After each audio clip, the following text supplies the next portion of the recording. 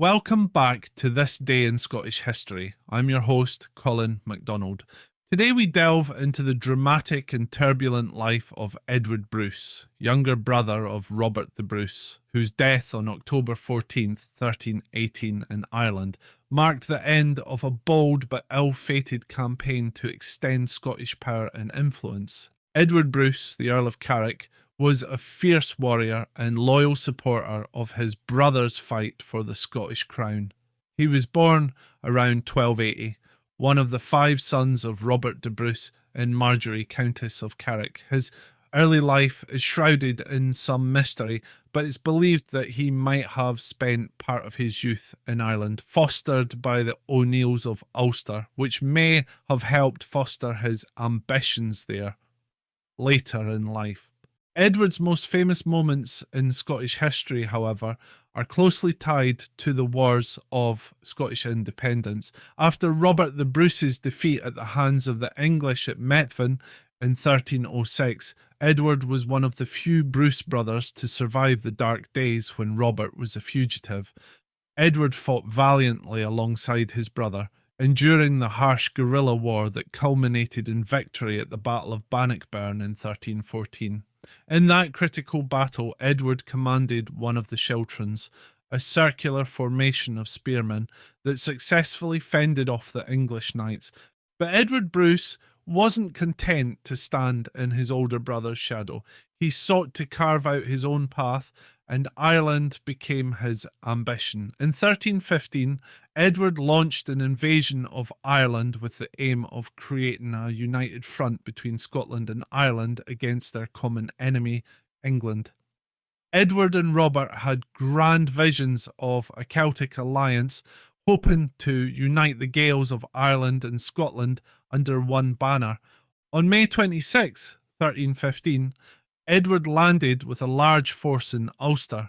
He was met by Domhnall MacBrien O'Neill and a number of other Irish chieftains who swore allegiance to him. By 1316, Edward was crowned as High King of Ireland. However, the title was largely symbolic, as much of Ireland remained divided among powerful Anglo-Irish lords and Gaelic dynasties who refused to acknowledge his rule. The Bruce campaign in Ireland was brutal. Edward's forces marched through the country, capturing towns and ravaging lands, but his ambitions quickly began to falter. Despite initial successes, including victories over Anglo-Irish forces, Edward struggled to gain widespread support from the Irish kings, many of whom saw him as a foreign invader. Worse still, Ireland was struck by famine in 1317, which severely hampered his campaign. Supplies dwindled, morale dropped, and Edward's army was weakened by hunger and disease. By 1318, the tide had turned decisively against Edward Brus. The Anglo-Irish, led by Sir John de Bermingham, marshalled their forces and moved to confront Edward at the Battle of Falhart in County Louth. On October 14th, 1318, Edward Brus met his end. The Scots-Irish army was decisively defeated and Edward was killed in the heat of battle. His body was dismembered and his head sent to King Edward II of England as a grim trophy. Edward Brus's death marked the end of the Scottish invasion of Ireland. His campaign, once filled with promise and ambition, became a tale of destruction, famine, and disillusionment. His death also ended any hopes of a lasting Scottish presence in Ireland, and he is often remembered as a figure who brought more suffering to the island than liberation.